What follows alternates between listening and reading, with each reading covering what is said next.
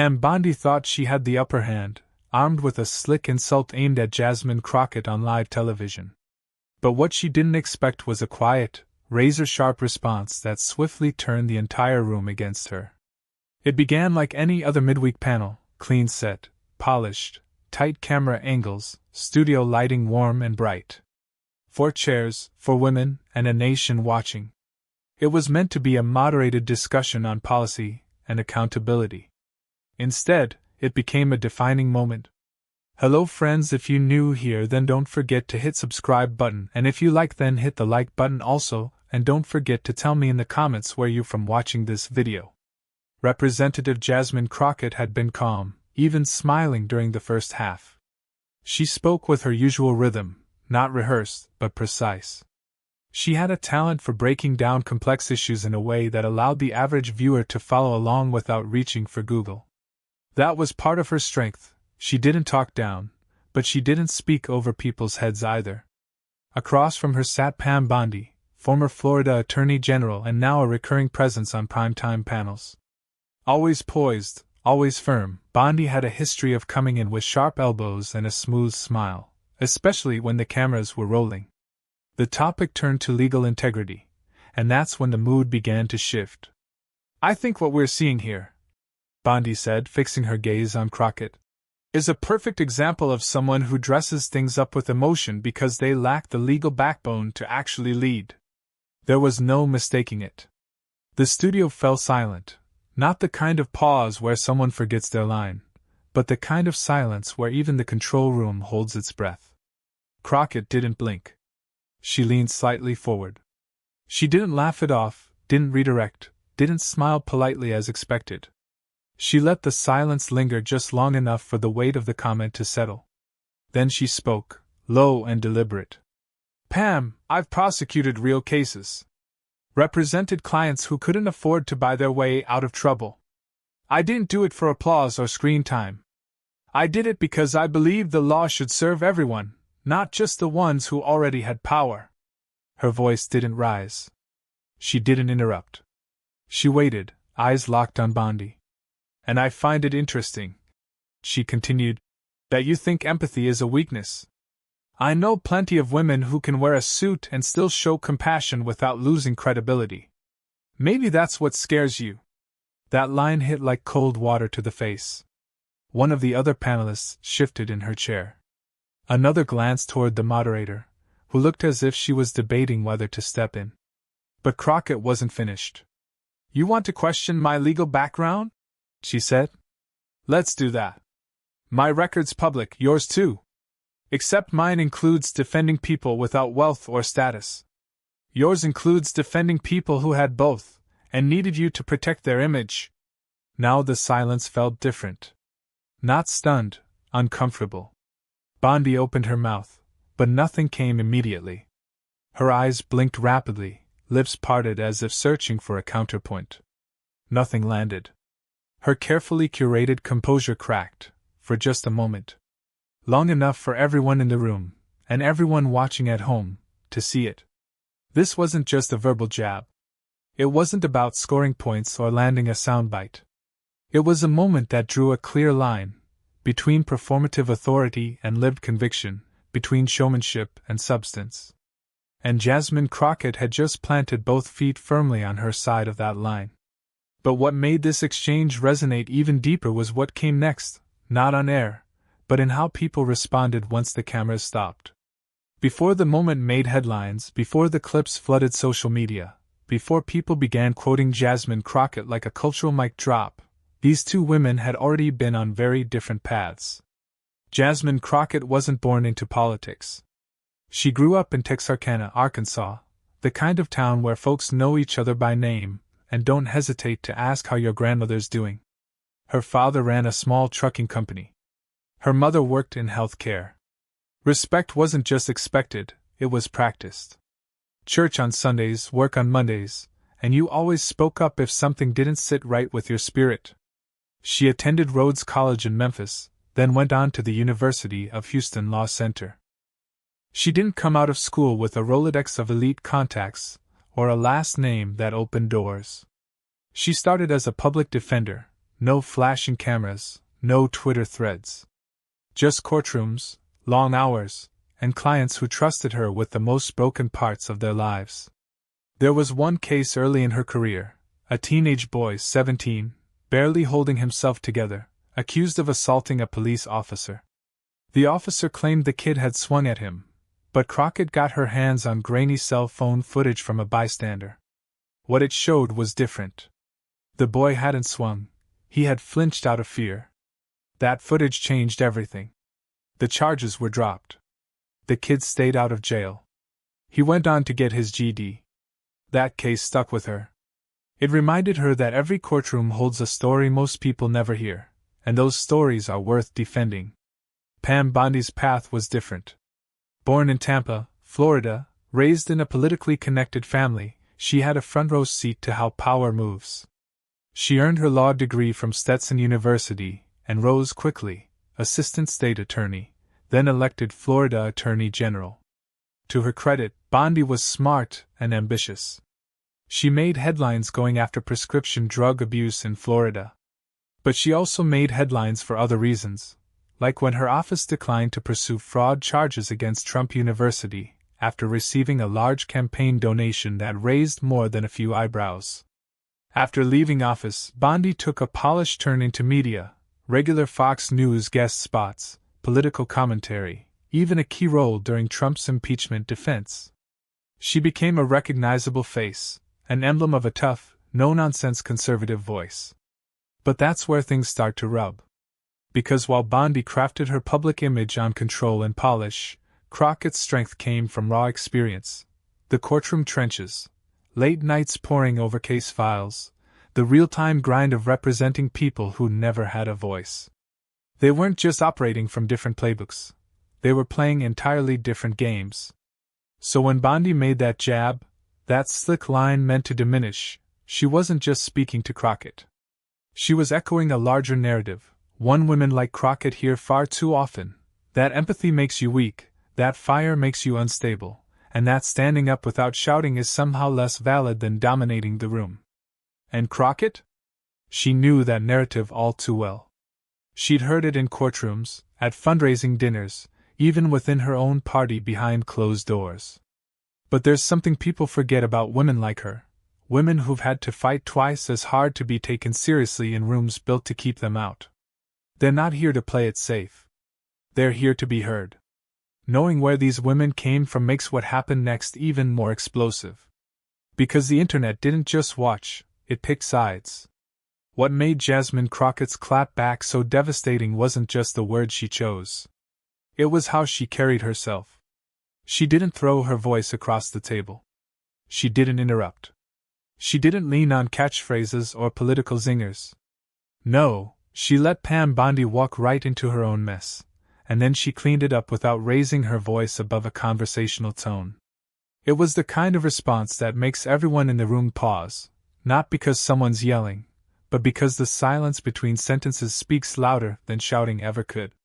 "I'm not here to impress you," Crockett said, locking eyes with Bondi.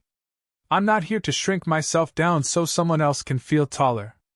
I got into law because I believe in balance. I ran for Congress because I got tired of watching that balance tip in favor of the loudest person in the room." Bondi tried to jump in, something about emotional instability, but Crockett held up her hand, palm flat. "No," she said. "You had your say. Now I'm going to finish mine." The moderator didn't intervene, probably because she didn't need to. The audience could feel the tension, but they also knew Crockett wasn't spiraling. She was steering. "You want to talk about legal backbone," Crockett continued. "Let's talk about what it takes to represent a young mother in South Dallas who's been wrongfully evicted, with 3 kids and nowhere to go. Let's talk about arguing in courtrooms where judges have already made up their minds before you even walk in. Where you're the only black woman in the room and still have to convince 12 people that the system they trust made a mistake." The camera cut to Bondi briefly. Her expression had tightened, but not in a way that suggested control. It was the kind of look people get when they realize a conversation didn't go the way they rehearsed in the mirror. Jasmine wasn't done. "You think law is just about degrees and titles.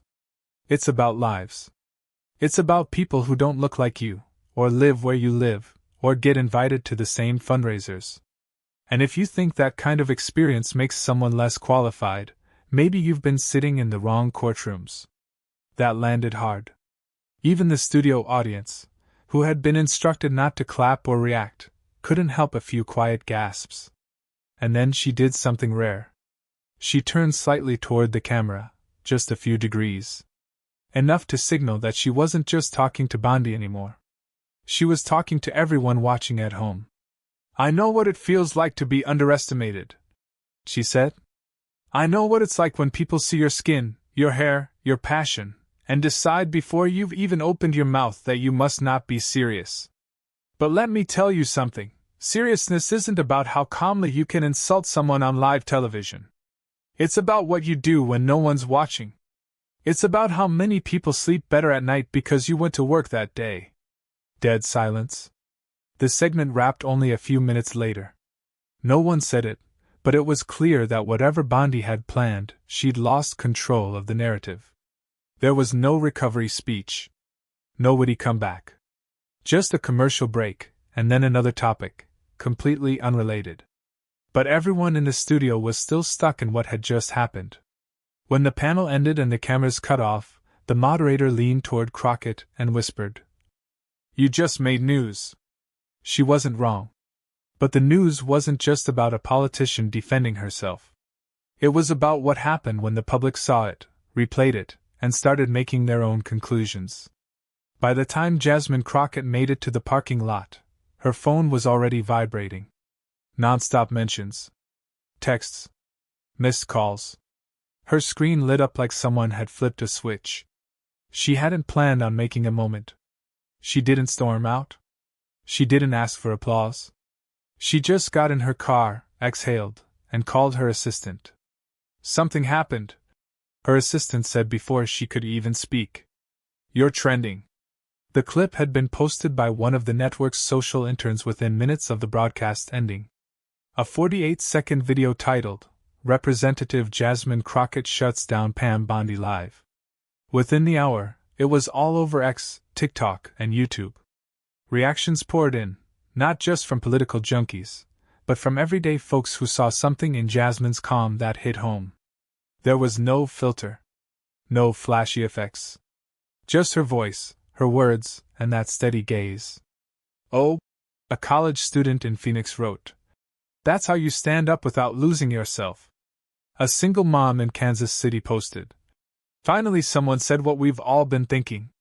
Even a few conservative-leaning voices chimed in, admitting you might not like her politics, but you can't deny the way she carried herself. But as Crockett's words gained traction, Pam Bondi was watching her own name get dragged through digital mud. People were posting side-by-side comparisons, old video clips, past interviews, court decisions, campaign donation controversies. It wasn't just the jab that people had a problem with. It was what it represented, a tired, smug confidence that many viewers were done tolerating. Bondi tried to regain control. The next morning, she made an appearance on a local Florida radio show, claiming her comment had been misinterpreted and that she respected Crockett's accomplishments. But the host, clearly aware of the blowback, didn't let her off easy. "Do you think it's appropriate," he asked, "to imply someone lacks legal backbone because they speak with emotion?" There was a pause. Bondi replied, "I wasn't questioning her ability. I was addressing the tone of the conversation." Things got heated. He didn't press, but listeners weren't buying it. The damage had already sunk in. Online, creators and analysts were breaking down the moment frame by frame. There were think pieces, stitches, reactions, reenactments. One former prosecutor even stitched a clip with his own commentary, saying, "I've worked with both types, the polished politician and the courtroom fighter. Give me someone like Crockett any day. That's who gets real work done." Bondi's defenders tried to push back. A few cable segments spun the story as an overreaction. One anchor said Crockett was playing the victim card. But that narrative didn't hold long, because too many people saw the footage for themselves. There was no yelling. No drama. Just a woman standing her ground with composure and facts. For a generation raised on viral moments and TikTok debates, this one felt different. It wasn't flashy. It wasn't dramatic for the sake of it. It was powerful because it was measured. Jasmine hadn't asked to become a symbol, but people were making her one anyway. And she felt the weight of that night, sitting at her kitchen table. She read through the comments. Some made her laugh. Some made her tear up. And some, the ones from young black girls saying thank you, made her sit back and stare at the screen. For a long time, she didn't reply to them all. But she remembered every word. But as Crockett gained momentum, another story was starting to unfold, the quiet shift happening around Bondi, as her usual supporters began rethinking their stance. What most people didn't see that night, what never made it into the viral clips or trending threads, was how heavy it felt behind the scenes. Jasmine Crockett had learned early on that standing your ground didn't come free. It came with assumptions, whisper campaigns, and a constant fight to be seen as qualified without having to prove it every single time. After the panel, she didn't go to a victory dinner. She went home, dropped her bag by the door, and sat on the edge of her couch in silence. The glow from her phone screen lit up her face. But she wasn't scrolling for praise. She was reading the emails that had come in. Some were filled with admiration. Others, not so much. There was one message from a man who claimed to be a former judge. He called her combative. Said she lacked restraint. No mention of Bondi. No mention of the initial comment that started it all. Just a lecture cloaked in condescension. She took a breath and hit delete. Jasmine had grown used to this kind of thing. When she was still practicing law in Dallas, there was a senior attorney who once told her, "You're sharp, but you smile too much. Judges won't take you seriously if you come off too friendly." She'd smiled anyway. Won the case too. But even now, in Congress, the rules hadn't really changed.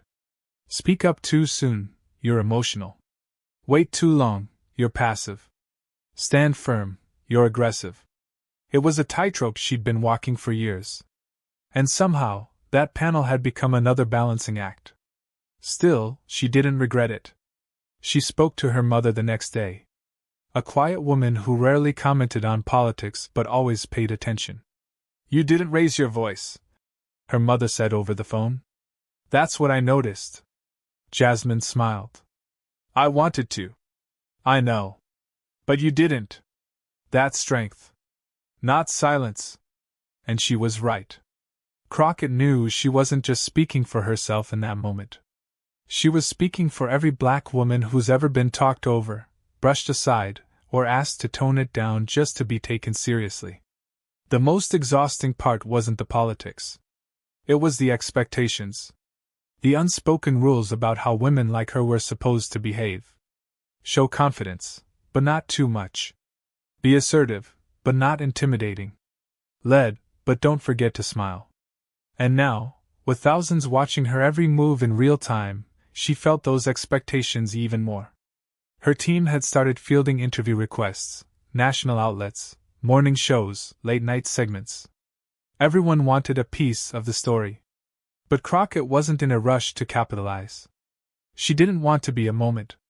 She wanted to be part of. Something lasted that night.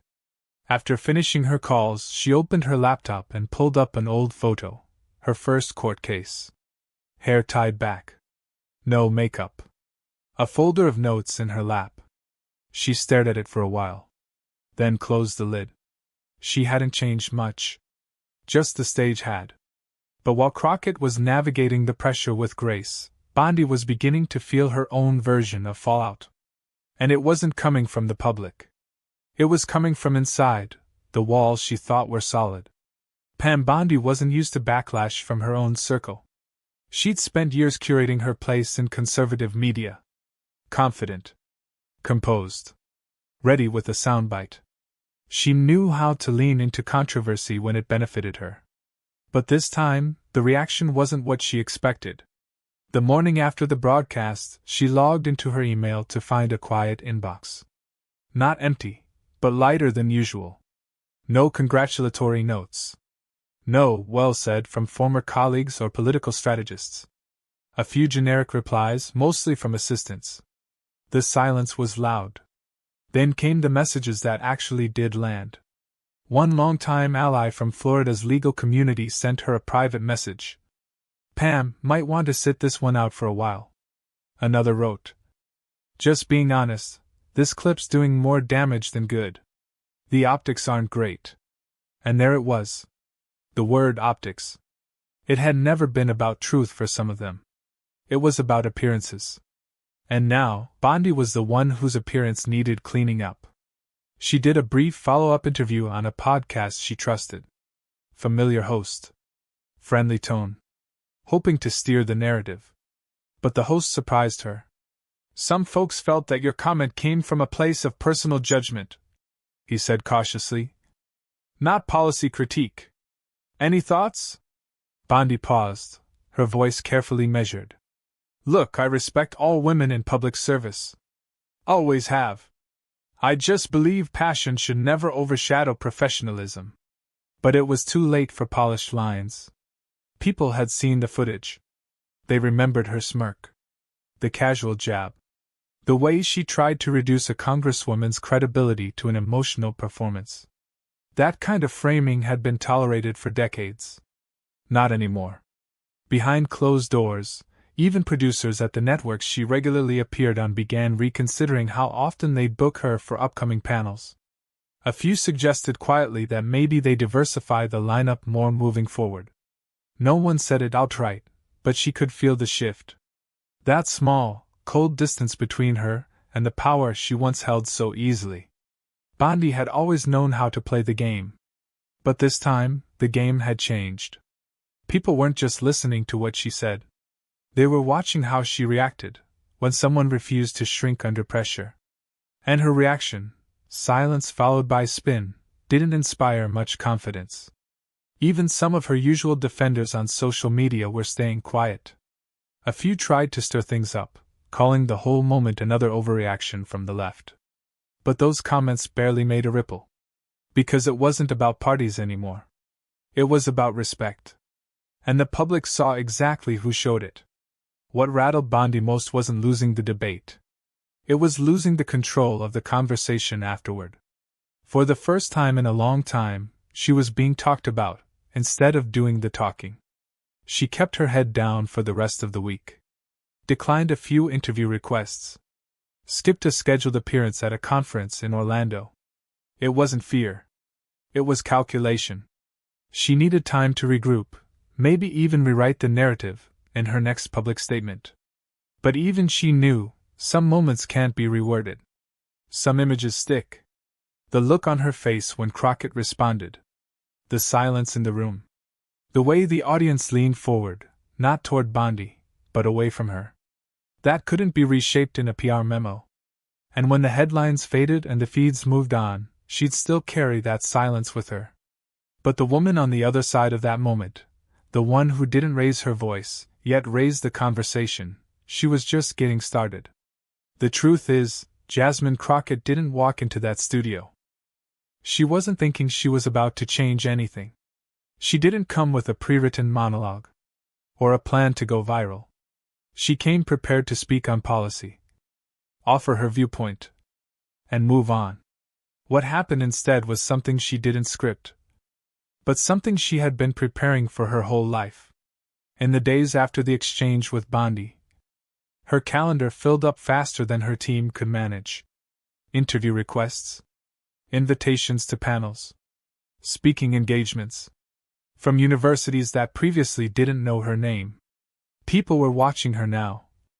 Not just as a rising politician, but as a model of what leadership could look like. When grounded in truth instead of ego. She took only a few interviews. She wasn't chasing screen time. The spotlight had found her. But she wasn't letting it shape her. In every conversation, she brought it back to the same message. You don't need to shout to be heard. You just need to speak with purpose. The story could have ended there. A clip, a moment. A few news cycles of commentary. But for many viewers, especially young women, especially women of color, that moment stuck deeper than most headlines. Because it wasn't just about politics. It wasn't about party lines. It was about being reduced, being dismissed, and choosing, in that exact moment, not to accept it. Teachers began showing the clip in classrooms to talk about conflict resolution. Law students discussed her approach in ethics seminars. Even corporate trainers used it as a teaching tool on how to handle difficult conversations with dignity. And Crockett? She went back to work. She walked the halls of Congress the same way she had before, focused, determined, not looking for praise, but always aware that someone was watching. Some young girl back home. Maybe a girl who might one day be underestimated, too. At a town hall in Texarkana a few weeks later, an older woman stood up and asked her a question. "How did you stay so calm? I would have lost it right there." Crockett smiled, because it wasn't about her. It was about everyone watching who needed to see that. She said, "We don't have to meet disrespect with rage. We can meet it with truth. And sometimes, that stings even more." The room clapped. But Crockett didn't bask in it. She just nodded and moved to the next question. Always forward. As for Pam Bondi, she returned to television eventually. Her tone was more careful. Her statements tighter. The edge was still there. But the confidence seemed a little more rehearsed. She never addressed the moment directly again. She didn't have to. People remembered it for her.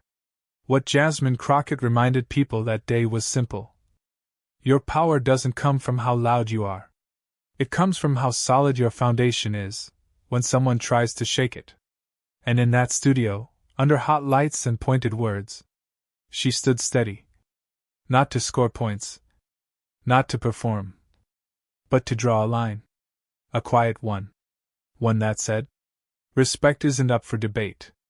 If you took something from this story, think about how you carry yourself. The next time someone tries to shrink you, hold your ground. Speak your truth. And if this moved you, share it, like it, and hit subscribe. Because stories like this matter. And so do the people who live them.